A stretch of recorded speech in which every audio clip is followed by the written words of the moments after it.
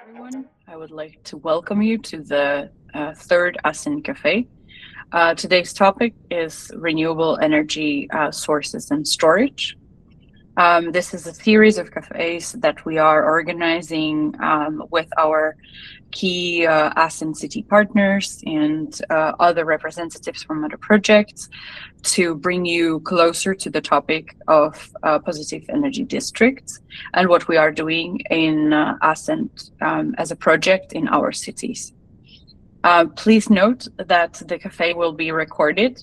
So if you are not comfortable with that, I would recommend you to follow up with us afterwards and get the recording, because everything that will be said and mentioned here in the cafe will be then placed afterwards on YouTube and on social media. If you are okay with that, let's get started. We will talk today about renewable energy infrastructure in cities. We have several representatives here from the ASEN project and also a sister project, POCITYF. So I would like to welcome Bruno Gaiddon from HESPUL, who will be also telling us what kind of solutions they are implementing in Lyon. I have here two representatives from Alba Iulia in Romania. And I am sure if you don't know where that is, our representatives from Alba Iulia, Tudor, Drambarean, and Valentin Voinica will tell you exactly where it is and why you should actually visit the city and see all of their renewable energy implementation that they have done. I also have a representative from UNINOVA, Miguel Lopes, who will be talking from more the research perspective and what they have done in another project, POCITYF. My name is Veronica Serna from 20. I will be guiding you through today's cafes. So please sit back, enjoy your coffee.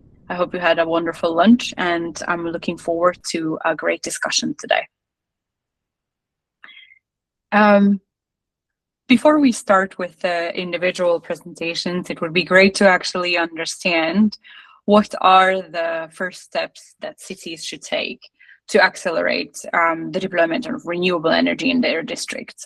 And maybe you can also tell us what are the sources of renewable energy that are available to you in your cities.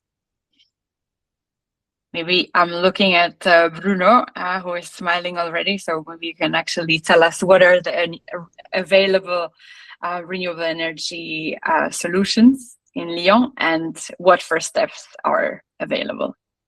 Thank you, Veronica. I think I will start with the first step. A city could have to start the deployment of renewable energy. For me, what is really important is to define the role that one city can play to develop renewables.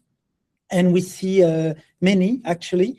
The first one could be to improve the amount of renewable on its own buildings. So just to work on the public municipal buildings, which is quite easy, but there could be other roles that a city can play. And it could be for private owners just to promote renewable, which is also a very important role. It could be also the support of renewable. For instance, we have cities that could give a grant to help private owners to install renewable. Also, a city can make compulsory the use of renewable, because the city has sometimes the power to implement its own local policy. And last, a city can also implement renewable energy systems on private buildings. We have also some examples like that. So there are many roads, and for me, the first step is to define what a city is willing to do. Thank you very much. We've also asked the same question, actually, our followers on LinkedIn. And they said that the first step is to actually analyze the local energy demand. And then it seems like the second step, or close behind that, would be to set the policy and regulatory rules. We have here representatives from cities as well. So Tudor, would you agree with the first step of a city to that they have to actually start with analyzing the local energy demand, or do you do it differently in Alba Iulia? Thank you for the question, Veronica. Very much we agree with what Bruno said about Lyon. Although we also have a slightly different approach in Romania, since we are not really allowed to gather a lot of data from our DSOs or from our energy suppliers. So this makes a bit complicated the analyzing data at local level. But still, there are various ways through which our municipality is deploying renewable energy at local districts level. And of course, we're analyzing what we can. We're supporting the local needs. We are starting, of course, with our buildings, like Bruno mentioned. It's very important. We set an example and we reduce our own energy consumption. And then of course, based on our energy plans, we move at neighborhoods level and we implement based on EU grants projects in this area of energy efficiency and storage. Thank you. What about POCITYF? Rui, have you experienced the same first steps in cities to implement the renewable energy solutions, or has there been other ways of how to actually accelerate the deployment? No. Hi everyone, thanks for the question. It's more or less the same with an additional layer that in the case of Évora in Portugal, in the context of the POCITYF project, we have to consider, which is the fact that it is a protected heritage area. So this part here of the regulatory framework in force, it's even more important, because from the energy demand and generation point of view, business models, everything might seem very well positioned, but it is very hard, for instance, to install the PV systems in the buildings rooftops inside the city center. So different solutions might have to be found to make it a positive energy district, such as looking at the virtual energy balance, including generation outside of the city center. So making like under this new framework of the renewable energy communities, this is getting easier to do. But this, so I would say that this regulatory framework in the context of these protected areas is even more important, I would say. Yeah. Yes, indeed. I would like to actually then hear more from your side about how the regulatory elements are also, maybe because other cities might have the same problem with either regular historical buildings or other regulatory hurdles, and how can we actually overcome them. So it would be good for you to actually then to also expand on that. Mm-hmm. Yeah, this is somehow related with this question. Yes, exactly. So is the regulatory problem the most common challenge and barrier when you're implementing the renewable energy, or is it something that else? Is there financing issues? Are there other local issues? What are the most common barriers that you have to overcome when installing the renewable energy systems? Yeah, I wouldn't call it this regulatory problem. It is our context, because without these regulations, the city center of this protected area would be like any other city center, and it will not be a very well protected heritage place. But I would say that this is a barrier that comes very early in the project. So when you are analyzing the business models for investors to put their money on the project and all the energy-related regulation, you have to involve authorities related with the protection of the heritage place. So basically, involve the stakeholders very early in the process will help minimize the impact of this barrier. This is a barrier that we have in addition to the normal ones, because we have to take care of these heritage places. When this is solved, I would say it's very similar to other projects when this initial phase is solved. Yeah. Okay. Tudor, in your case, I know that you also have a historical part in Alba Iulia, but is that the most common barrier, or are there any other ones that you find more important and more stopping you from implementing renewable energy? Well, it depends what are we planning to do at local level, because if we want to set up an energy community, then we have a real legal issue. At Romanian level, energy communities are defined, but there's not yet a legislation to set them up. So from this point of view, it's not just a technical challenge that you have to discuss with your local DSO, and they have to accept all the renewable that you're installing, and you have to install maybe new energy points, which of course cost a lot of funds, but also in order to set up an energy community, you have these regulatory issues. And then of course, from case to case, a historic city center is far more complicated than doing a positive energy district or an energy community in a residential neighborhood. So there are various challenges. From technical to legal and even financing, because not always municipalities or even citizens can find the funding to install renewable energy, although there's always a need for such an energy system based on the current energy prices in Europe and in Romania. Thank you. And what about you, Bruno? What do you find are the most common challenges and barriers in Lyon? So in our project area, we also have heritage listed buildings. So our area is also protected, but this is not a big challenge anymore, since we have very good and famous architects that helps us to design nice buildings. And for us, the main barrier is the changing regulation.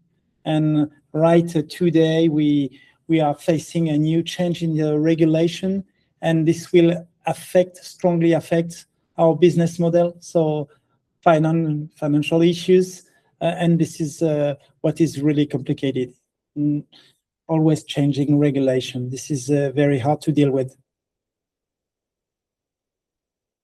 I can see that the challenges are actually widely spread, from everything from financing to regulatory to heritage to also involving of citizens and stakeholders and building energy communities under not existing regulations. So I'm hoping that also that we can hear about the solutions, and that would be the question for Alba Iulia. We have two representatives here, Tudor Drambarean and Valentin Voinica, who will be talking about the energy efficiency and RES solutions. Please.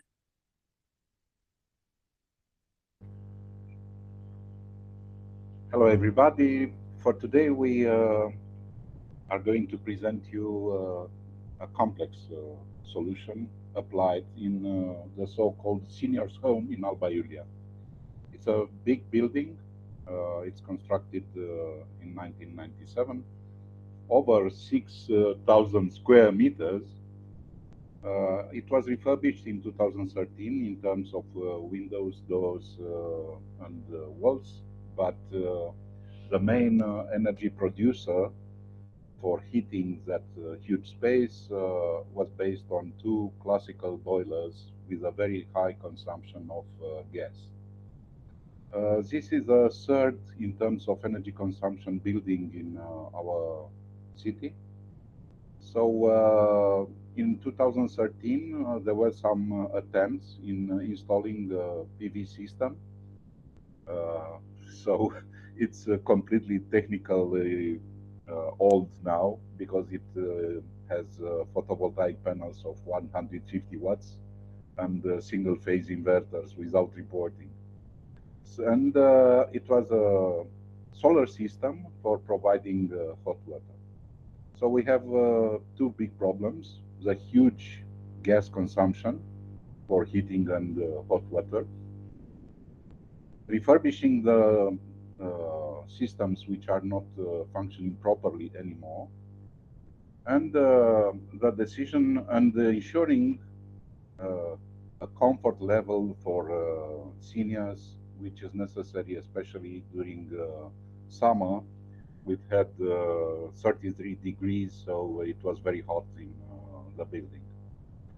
So what we have done, on left you see the old boiler, 400 kilowatts, and the solar thermal system, which was not working anymore. After that, you see that we made 80 drills at 105 meters in order to collect geothermal energy.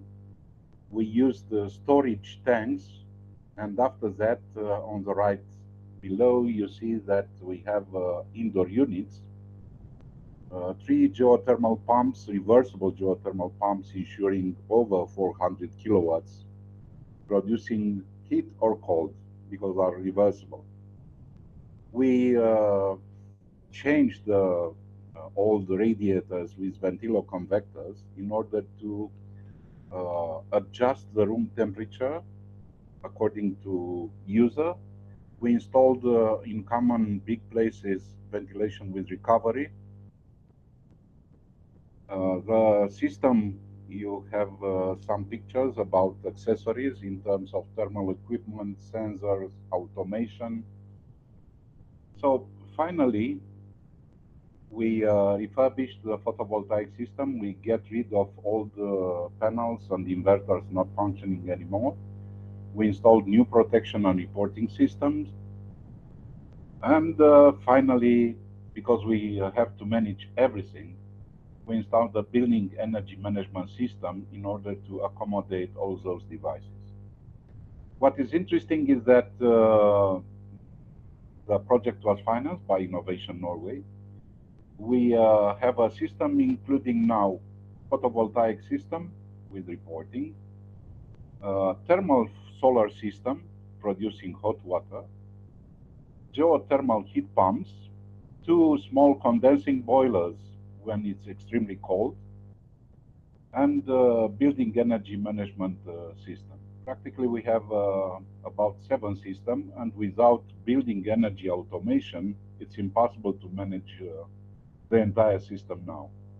On the other hand, photovoltaics are producing energy for the geothermal heat pumps, so that's how we are minimizing the gas consumption. Practically, the gas consumption is now about 35% of the initial consumption. We are ensuring also a pleasant atmosphere inside the building. So these are the results, and I think it's a complex project, especially considering that Alba Iulia is not in an area with a big geothermal potential. Finally, I want to show you something which is common between us and another European project, Interpet.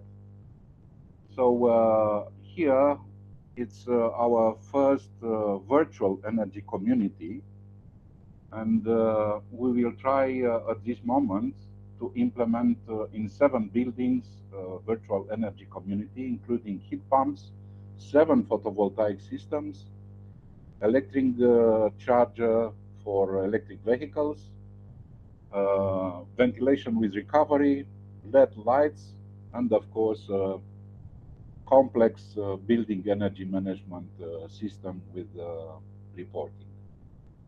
At this stage, we are installing the automation system. So if you have some question about this project, probably you have.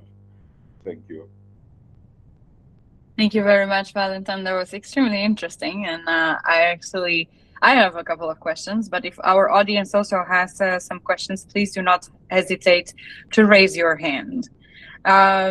First and foremost, you have a lot of stakeholders to manage in these projects, especially if you are implementing a digital or virtual energy community. And so how do you actually ensure that all of these stakeholders and citizens are all included? And is that connected with the faster adoption, or does it slow down the adoption of renewable energy solutions? I think that meeting stakeholders definitely accelerates acceptance of renewable energy solutions.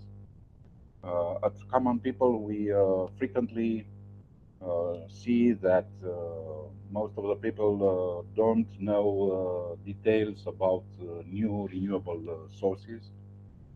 So that's the first aspect. The second aspect is that Romania has a particular case. Electricity raised 3 times from compared to 2019 because we closed carbon production, energy production, and solar and wind production, of course, is important, but is fluctuating.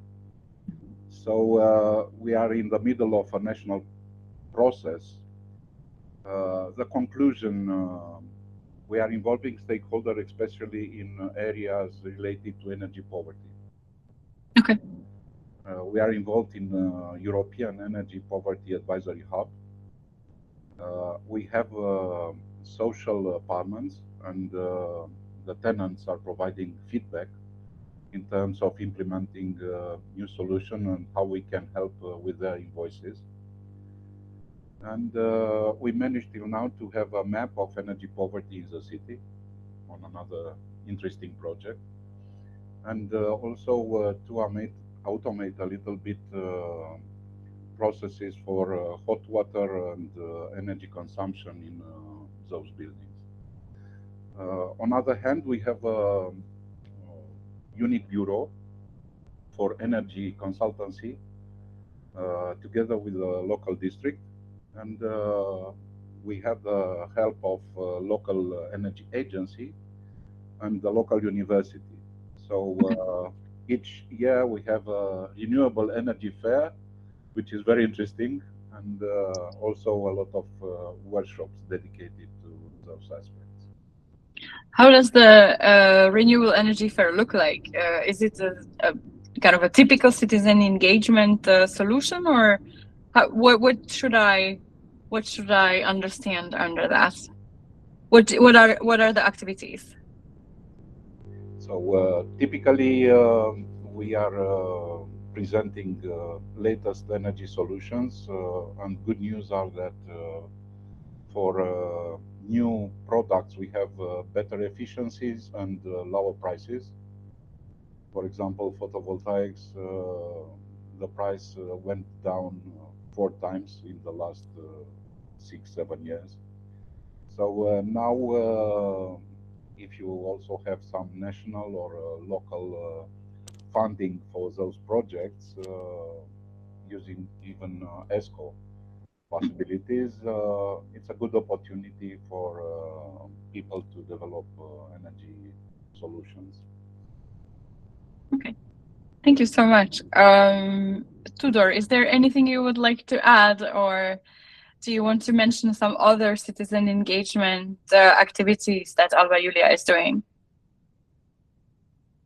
Yeah, we've done several workshops within our Ascend project, also through other projects on energy efficiency at the local level. And of course, like my colleague mentioned, the energy fair, which is done annually with the local energy agency and other stakeholders, is an important event that we do at local level and where we engage with citizens. But then, yes, we have collaborations with the various universities at local level, and we engage them and also their stakeholders in our activities. We're planning to do a climathon within our SEN project this year. It's going to be a very interesting event with the local universities. So yeah, I think we are addressing the different stakeholders and citizens at local level from various groups, which is very good in the end, because we need to educate people, we need to engage everyone, and to promote renewable energy solutions and even energy behavior at local level. Thank you. And I'm really glad that it helps faster adoption as well, because it's important to include all of the citizens and stakeholders into all of the solutions that we are implementing. If anyone from the audience has any questions for Alba Iulia, do not hesitate to either type them in the chat or raise your hand, and we will have a Q&A at the end of the presentations. But now I would like to ask our other expert from UNINOVA, Rui Amaral Lopes, to talk about the energy flexibility solutions. Please. Yes, thank you. Well, in POCITYF, we have our solutions divided in 4 energy transition tracks. The first one, positive energy buildings and districts, it's very related to what has been discussed so far in this event. Namely, we are basically trying to install generation capacity in order to compensate for the demand over an yearly basis. And then transition track number 2, we have energy flexibility solutions, as the one I will show you. It's just an example of what we are doing. In the third transition track, we have all the solutions related to it, EVs. How do we integrate more EVs in the grid?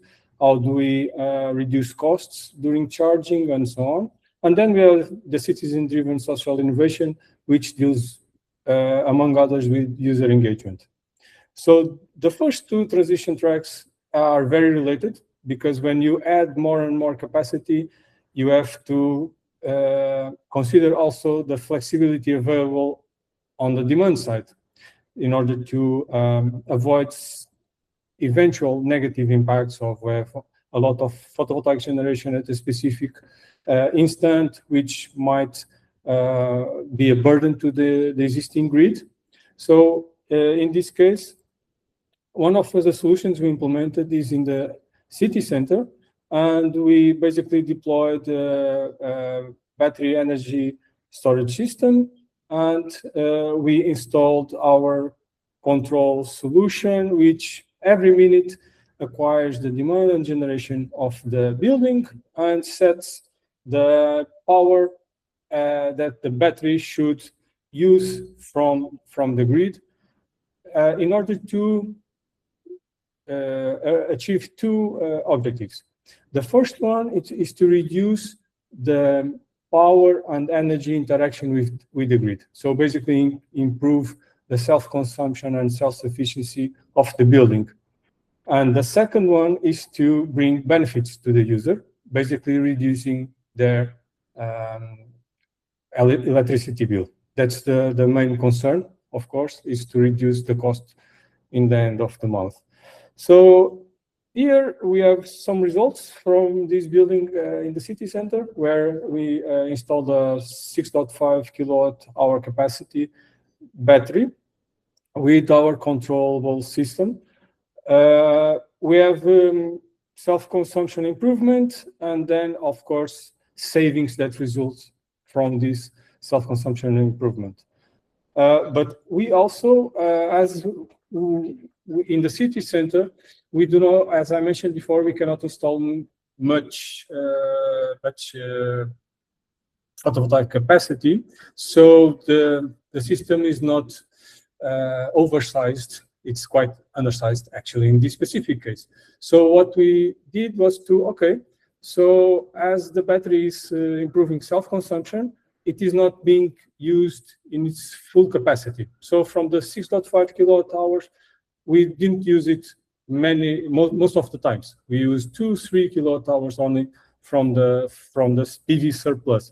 So we developed a forecasting approach where we forecast what will be the PV surplus for the next day, so we can store some energy during off-peak periods during the evening when the grid is not so in much effort, let's say. By doing that, we could transfer a lot of consumption from peak to off-peak as well with our solution. Here, I'm sorry to bring a time series plot, but it's easier for me to show. If you see the SOC, which is this black dashed line, it reaches the maximum value, which is 95% during the day. But to do that, we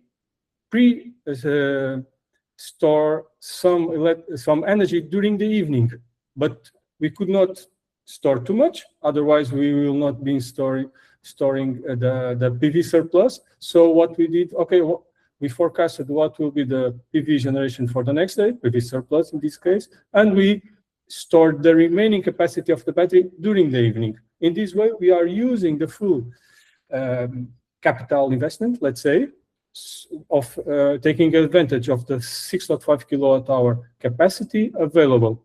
This makes the user happy and the grid as well, because by storing this excess capacity during the evening, here, when people are at the dinner time, the battery has more energy to decharge and therefore avoiding the peak consumption during dinner time from the grid. So relieving a little bit the grid. This is an example of flexibility-related solution that we implemented. And I believe we just took advantage of a barrier, which was the lack of PV capacity installed, because the PV system is not oversized at all. And by implementing this forecasting approach, we could still bring benefits good enough for the grid and the consumer, making the consumer happy by reducing the energy bill in around 43% in this specific case. So that's it from my side. If you have any question, please let me know. Thank you very much, Rui. And I hope that there are some questions also from the audience for you. But I would like to talk a bit more about the advantages and the impacts of implementing such flexible, energy flexible buildings in cities. Can you tell us? You said that originally the grid is happy and also the consumer is happy, but maybe you can expand on that a bit, and you can tell us a bit more about more advantages and what is the impact on the whole city or district in that case. Yes.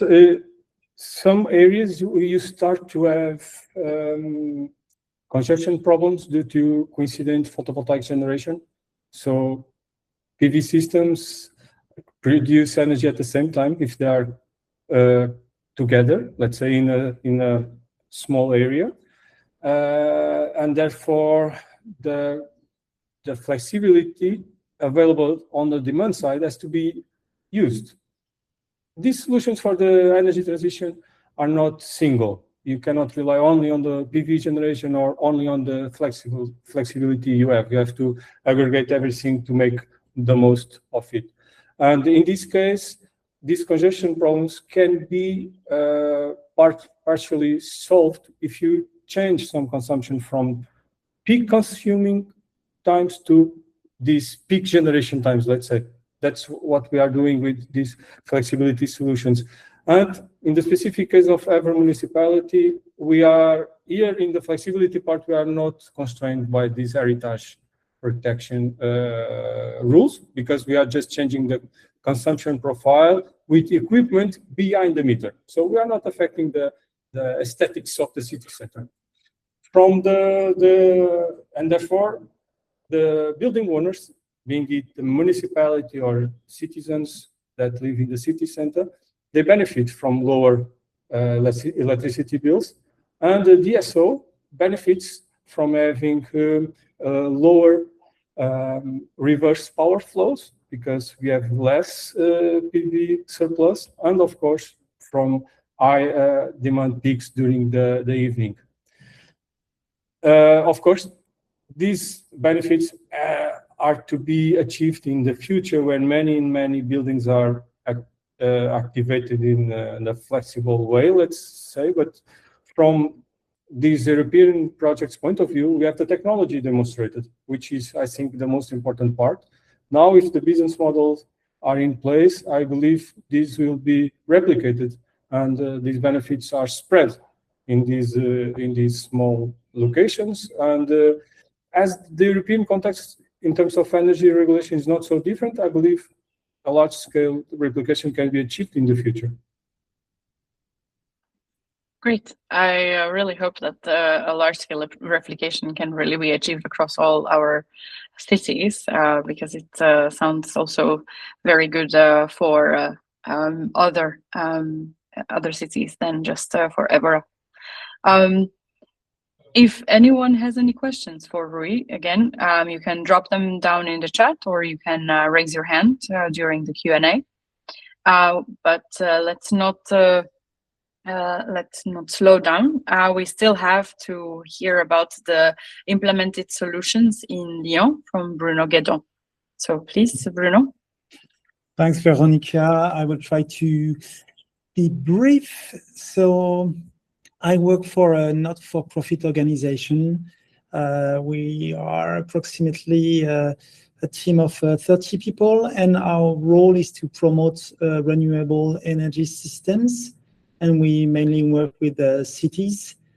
And within Ascend, our role is to assist a city-owned company in Lyon, HESPUL Lyon Confluence, which is in charge of a large urban project. And the goal of this company within Ascend is to set up a PCD, a positive and clean energy district. And the project area is located between two big rivers. So there's a lot of energy in these two rivers, but we can't use geothermal energy like Alba Iulia has just presented us, because the soil is polluted. It is a formal industrial area, and we can't dig the ground, so it was not possible to use geothermal energy. And you see here our objectives. So we will refurbish. So we are under refurbishment of several buildings, and we also have several new buildings under construction. And what is really important here is that this city-owned company is also the landowner. So we are in this case in the position to set up a local policy to make a real estate developer install renewable, and to make renewable compulsory in this case. So it is doable here because we are in the city center of Lyon, and the place is attractive for investors. And this is why we managed to do so. Lyon is a city located in the eastern part of France, close to Italy and Geneva. And we have a continental climate. It means that it's cold in winter and it's hot in summer. And as it is cold in winter, we have to provide heat for the domestic hot water and for the heating of the buildings. And the city has built a very large, so it's a boiler, it's a biomass boiler powered by wood chips. And it's a 50 megawatt boiler, so it's quite big. It's located just in front of the project area. And we have also installed the pipes of the district heating in our project area, so that the new buildings have already an easy solution to use renewable heat, as they just have to connect to the district heating, And in fact, they have to connect because it's compulsory in this case. So the heat is provided by this big biomass power plants. And then we also have an obligation given to the real estate developer to build positive energy buildings and to balance the yearly energy consumption. The real estate developers just choose to install PV systems. Right now, we already have 60 PV systems in operation, and it's approximately, it represents a total power. I don't know if it's a good number to give, but I give it of 3.5 megawatts installed so far in this city center. And this is it from my part. So it was very short. Thank you very much, Bruno. I think that especially the district heating is very impressive to have it installed in Lyon. And I would like to actually understand a bit more. How does it work with the business models? Because you are looking at the PV systems that are currently installed in Lyon, and they are producing renewable energy. So in this case, electricity. Have there been any changes in the business model that was used before and that is now used with the installed PV systems? Yes, we have seen a big change in the business model of PV. So initially, as it was compulsory, the real estate developers have chosen to sell all the electricity to the grid. So it was the mainstream business model that we had in the past. And once the electricity have been more expensive, then we have seen the increase of self-consumption at the building level. And now, due to favorable policy, in fact, it is thanks to a European directive, we are able to share the electricity within the district. And we are now developing a collective self-consumption project at the district level. So there is a big change in the business model because at the beginning, the selling price of electricity was regulated by the state, by the French state. And now it is negotiated with the local inhabitants. And also another big change that we have seen is that at the beginning, the PV producers were private investors. And now the city is doing it itself. So now we have also a shift from the private investors to the public investors. So many changes, actually. Yeah, that is actually incredibly interesting how the change from the private investors to the city is happening. Do we have any questions for Bruno from the audience? Yes, Valentin. Yeah, please go ahead. Bruno, I'm curious. You have a big river nearby. It's Rhone. Why are you not using the huge hydro potential of that river? Oh, or it's used, and we don't know. Actually, from Geneva to Marseille, there are many dams on the Rhone River, and there is one within Lyon in the northern part of Lyon. But there is just one, but it's quite a big one. And then it's true that within the city there's no dam, no hydroelectricity. But there is one big hydro plant in the Lyon city center on the north part of the city.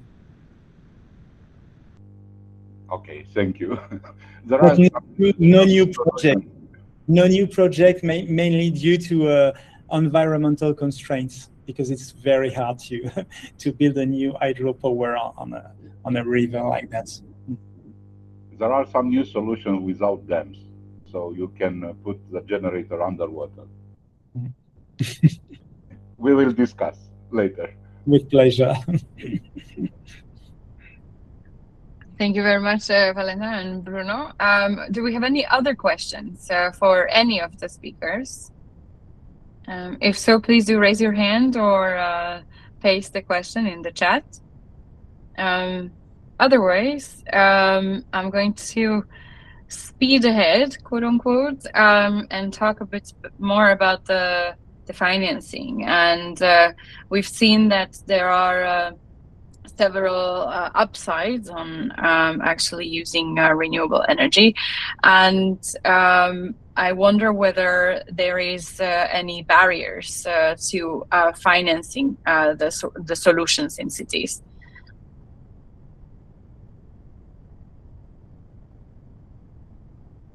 So maybe Tudor and Valentin, you have good examples. What are the biggest problems to financing the renewable energy solutions in Alba Iulia? I can say a few words, and then my colleague will add more. One of the biggest barriers that we are facing at local level is the lack of financing most of the time. It might seem ironical, but the state programs for installing renewable energy solutions for citizens, at least, are lacking for the last 2 years. So sometimes it's actually the access to finance that is a barrier. And then for municipalities or for businesses, maybe there are other opportunities, but in general, we have felt that there's been a lack of state support. Even companies have felt this, a lack of support, and complained about it, which should have come with the escalating of the energy costs. So a lot of companies, as we speak, are still complaining about the rising energy costs for gas, for electricity, and most of the investments they had to do themselves. So sometimes the lack of financing, that it's a problem. But then, of course, there are other, as I mentioned previously, the regulation that we have. And sometimes it's the relation with the DSO. So it's a complex of factors, but still, in spite of all these challenges, we have done much. Even as a country, there are 200,000 prosumers, so that's people with energy PVs installed. And secondly, at local level, we are working towards first positive energy district, an energy block. We are trying to set up regulatory sandboxes. We're trying to work with all the stakeholders involved at local level. So we're trying to push things onward as much as we can in this direction. Of course, sometimes we admire what our friends and partners in Lyon are doing, or in other countries, and we're trying to take from their model and to learn from what they're offering as well. Thank you. Thank you, Tudor.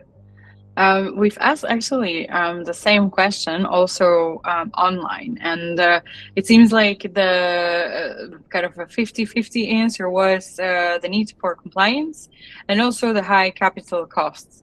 And I wonder whether it would be the same when you look at the solutions in POCITYF.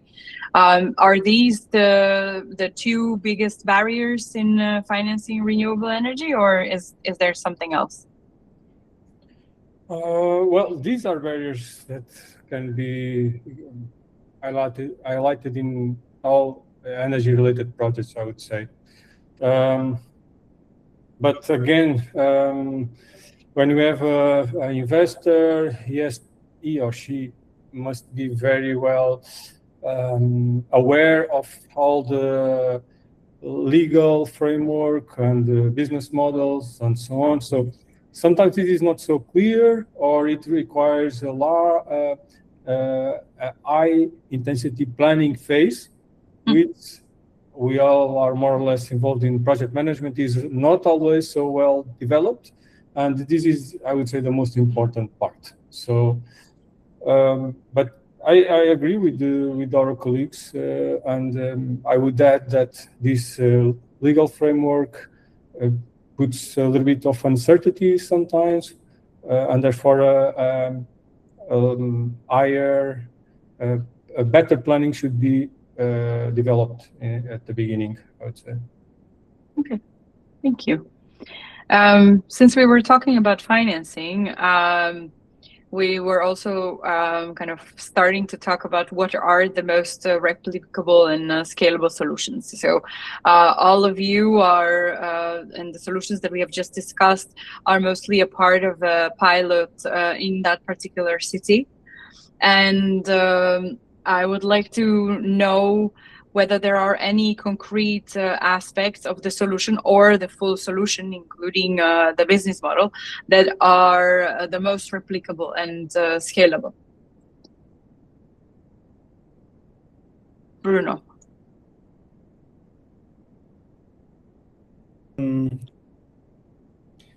For me, definitely the easiest solution to be implemented in a city, within a city, is photovoltaic.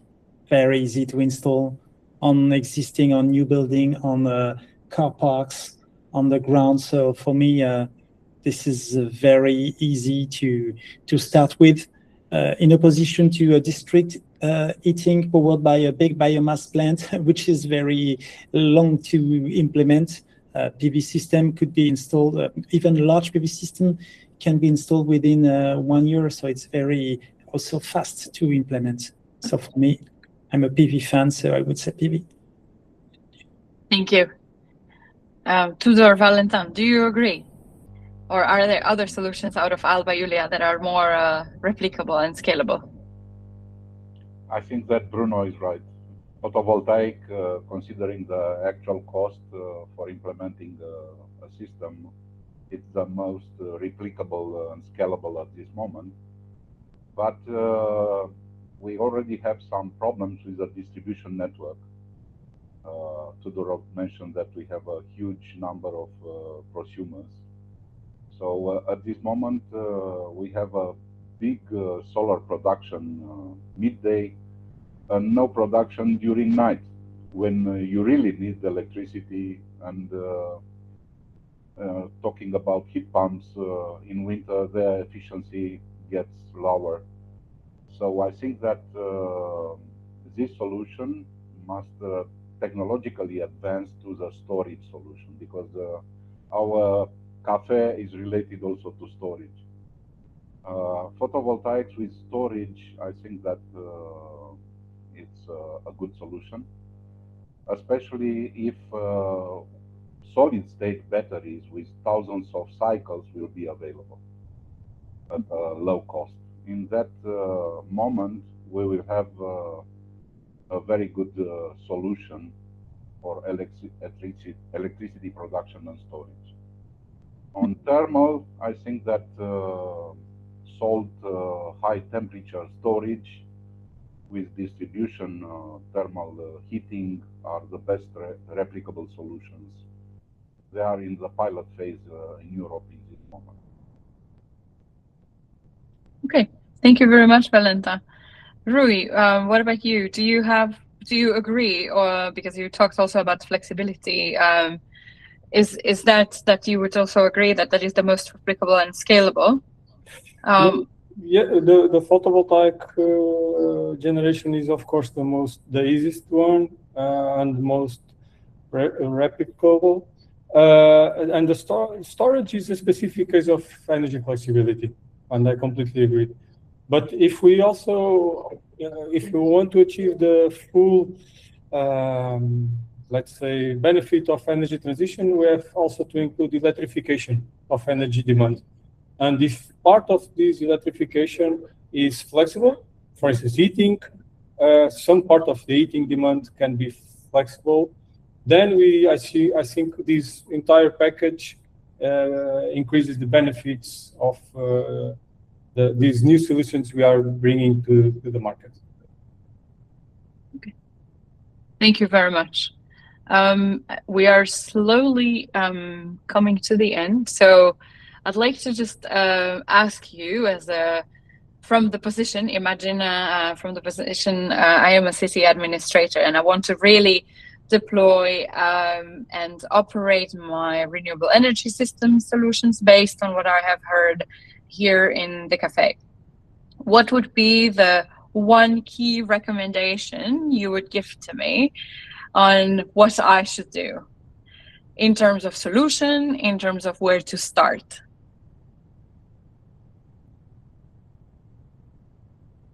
Veronica, I can answer with a single word, which is planning. Put all the effort possible. Don't start in a rush your project without a very nice planning. And this planning must involve all the important stakeholders. This would be my recommendation. Thank you. Can I complement on this idea, Veronica? Yes, please. Yeah, for me, planning means first define clear objectives of what you want to do. Then set up a team in charge of this and allocate a budget. This is important as well. And back to the stakeholders, I would say also get assistance from experienced advisors to help you to do it in a nice way, in a proper way, and quickly. But planning, I think I agree with Rui. Planning is a very good word for that. Thank you. And Valentin and Tudor? I mentioned that the seniors' home is the third consumption building in Alba Iulia. So that means that we addressed in order 1, 2, 3, and so on. So first we know where we have biggest consumption and where we can implement renewable solutions. My recommendation is to combine solutions like heat pumps plus photovoltaics. And the second one, attention to monitoring and reporting. I know that at this moment is very useful if you have a digital twin in order to simulate what is happening at the district or city level. Thank you.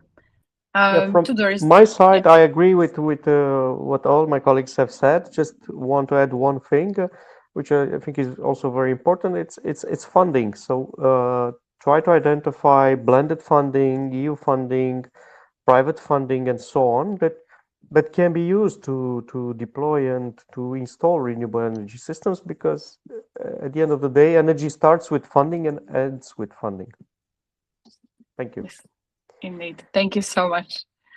Are there any questions to our speakers from the audience?